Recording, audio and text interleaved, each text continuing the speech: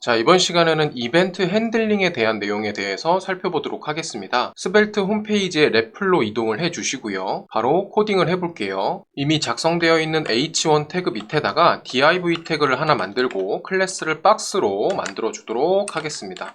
그리고 정리해주고 박스 느낌표라는 내용도 한번 작성해 볼게요. 자, 그리고 이 박스라는 클래스에 기본적인 스타일을 잡아줄 건데, 자, 박스라는 클래스를 가진 요소는 가로 사이즈가 300픽셀이고 세로 사이즈 150픽셀, 배경 색상은 오렌지색으로 잡아볼게요. 자, 이렇게 완성을 했으면 네임이라는 변수 밑에다가 저는 isRed라는 이름의 불린 데이터 펄스를 가지는 변수를 하나 만들어 주고요. 이 변수를 박스에 스타일과 한번 연결해 보도록 하겠습니다. 그래서 클래스 다음에다가 스타일 속성 하나 만들어 주시고, 여기다가 백그라운드 컬러라는 값은 isRed라는 변수에 맞게 출력하겠다라고 이렇게 선언적 렌더링, 우리가 앞서서 살펴본 중괄호를 넣어줍니다. 자, 그리고 isRed라는 값이 만약에 true면 배경 색상으로 빨간색을 집어넣고요. 자, 그렇지 않으면 기본적인 오렌지 색상이 들어가도록 작업을 해주도록 하겠습니다. 그랬을 때 현재 isRed라는 변수는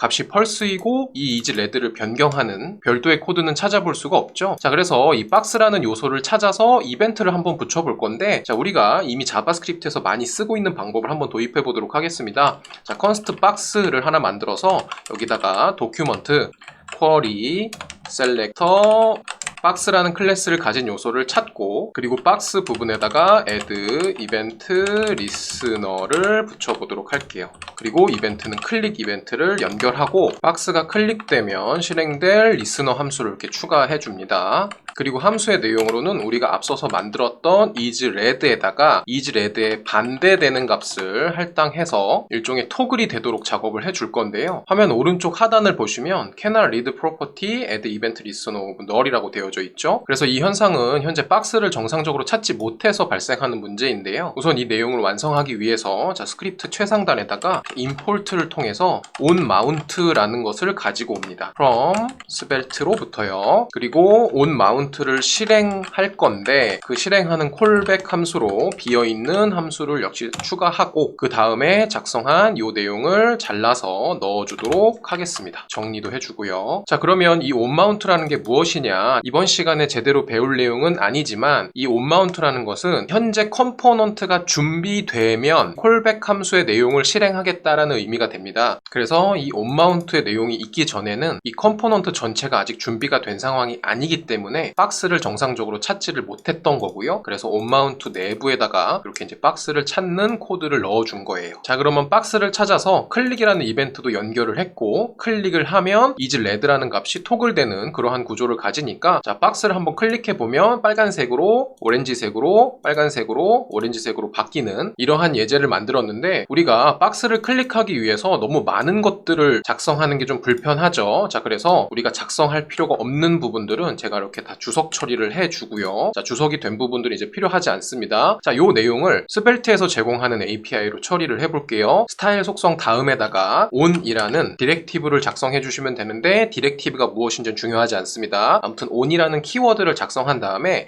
여기다가 내가 어떤 이벤트를 붙일 거냐를 명시해 주시면 돼요. 자, 여기서 우리가 클릭을 썼으니까 여기도 똑같이 클릭을 넣어줍니다. 자, 그리고 클릭을 하면 실행할 내용을 요 중괄호 사이에다가 적어주시면 되겠는데, 자, 우리가 실질적으로 실행할 핸들러 함수는 뭐예요? 자, 여기서부터 요까지의 내용이죠. 그래서 지금 제가 드래그한 이 내용을 복사해서 onClick이라는 내용의 중괄호 사이에다가 이렇게 붙여주시면 이 박스를 클릭했을 때 요 부분의 내용이 실행되는 구조를 가질 수가 있습니다. 그러면 위에서 주석 처리했던 이러한 장황한 내용 필요 없이 이렇게 한 줄만 가지고도 내용을 완성할 수가 있겠고, 클릭했을 때 빨간색이 오렌지색이 잘 동작하는 것을 볼 수가 있죠. 그리고 이 on이라는 키워드, 정확하게는 on 디렉티브에는 여러분들이 add event listener에 붙일 수 있는 모든 이벤트들을 다 작성할 수 있습니다. 자, 그래서 클릭 대신에 다른 이벤트의 이름을 작성하셔도 되겠고요. 다른 이벤트도 한번 붙여보려고 하는데, 저는 마우스 엔터 이벤트 이벤트를 한번 붙여볼게요. 그리고 마우스 엔터 이벤트가 발생하면 실행할 핸들러 함수를 이렇게 작성해 주시고, 함수의 내용은 name이라는 변수에다가 enter라는 문자 데이터를 할당하는 내용을 만들어 줍니다. 그리고 예시로 또 다른 이벤트를 한번 붙여볼게요.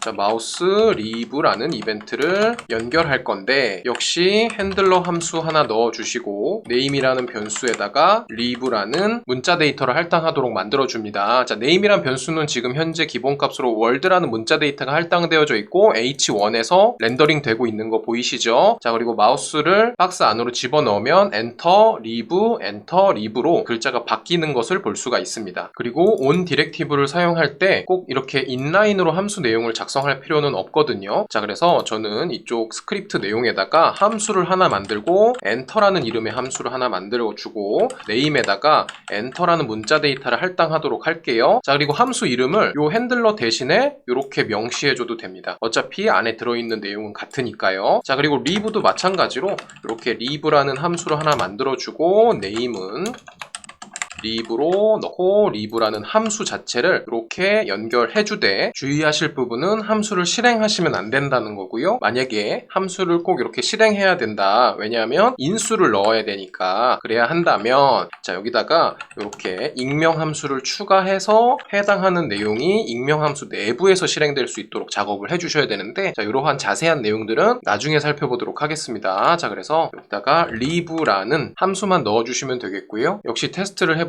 정상적으로 잘 동작하는 것을 볼 수가 있죠. 그리고 이번에는 새로운 예제를 위해서 전체를 선택하고 지워주고 스크립트부터 새롭게 작성해 보도록 할게요. 자, 새로운 변수를 만들 건데 텍스트라는 이름으로 만들어주고 빈 문자열을 넣어주고요. 자, 그 다음에 아래쪽으로 내려와서 h1 태그 작성하고 이 h1 태그에다가 텍스트를 연결합니다. 그리고 input 태그도 아래쪽에 작성을 할 텐데 타입은 텍스트로 작성할게요. 자, 이렇게 해서 내용을 만들어 주는데, 자, 이 텍스트라는 데이터를 이 인풋과 연결하고자 합니다. 자, 그랬을 때 우리가 쓸 수 있는 이벤트가 하나 있는데요. 그것이 바로 on이라는 디렉티브를 쓰는 것이고 input 이벤트를 연결하는 것이죠. 그래서 input 이벤트를 연결해서 이 input 창에 input이 일어나면 핸들러 함수를 추가해 주고요. 이 핸들러 함수에서 실행할 내용으로는, 자, 2라는 매개 변수를 가지고서 2라는 매개 변수, 즉 이벤트 객체에 들어있는 타겟이 누구죠? 바로 input 태그죠. 이 타겟의 value 값을 어디다가 할당하는데 그 데이터는 텍스트입니다. 즉 인풋 창에 무엇인가가 작성되면 텍스트에다가 그 작성된 내용을 할당하겠다라는 내용이죠. 그리고 속성이 두 개 있으니까 이렇게 줄바꿈 좀 해주겠습니다. 자, 그리고 오른쪽에 인풋 창에다가 hello라고 작성하며 위에 동일하게 작성되는 것을 볼 수가 있죠. 그리고 이번에는 인풋 창 밑에다가 버튼을 하나 만들어 볼게요. 그리고 이 버튼을 클릭하면 실행할 역시 함수를 추가해 주도록 할게요. 텍스트를 헤로피로 할당하도록 해주고 클릭이라는 이름을 부여하겠습니다. 자, 그러면 인풋 창에다가 제가 hello world라고 작성을 했는데 클릭을 한번 눌러볼게요. 자, 그러면 텍스트가 헤로피로 바뀌었는데 인풋 안에 있는 데이터는 변경되지가 않았습니다. 자, 그것은 왜 그러냐면 인풋에서 데이터에 인풋이 일어나면, 즉 무엇인가가 작성되면 텍스트를 갱신하는 코드는 있지만 어떤 방식으로든 변경된 그 텍스트가 인풋으로 들어오는 코드는 여기 없기 때문이거든요. 자, 그래서 인풋에 있는 내용을 완전히 비우고 클릭을 눌러서 텍스트를 갱신해도 인풋에는 아무런 내용이 없는 거예요. 자, 그럼 우리가 연결할 때 어떻게 할 수 있죠? 인풋의 밸류 부분에다가, 자, 이렇게 데이터 바인딩을 할 건데 텍스트를 바인딩 해주면, 자, 클릭 눌러볼게요. 값은 비어있죠? 클릭 누르면 헤로피가 인풋 쪽에도 들어오는 구조를 만들어줄 수가 있죠. 일종의 양방향 데이터 바인딩을 만든 건데, 우리가 앞서서 양방향 데이터 바인딩은 어떻게 할 수 있다라고 살펴봤으니까 아래쪽에다가 새로 만들어 볼게요. 자, 타입은 텍스트고, 자, 그 다음에 양방향 데이터 바인딩은 value는 텍스트인데 이 앞에 뭐가 붙는다? 바인드 콜론이 붙는다. 자, 이렇게 마무리 해주시면, 자, 여기서부터 여기까지의 내용과 아래에 있는 내용이 같은 거라고 생각하시면 돼요. 그래서 내용을 이렇게 고치면 다 바뀌고 클릭 눌렀을 때도 동시에 다 바뀌는 것을 볼 수가 있죠.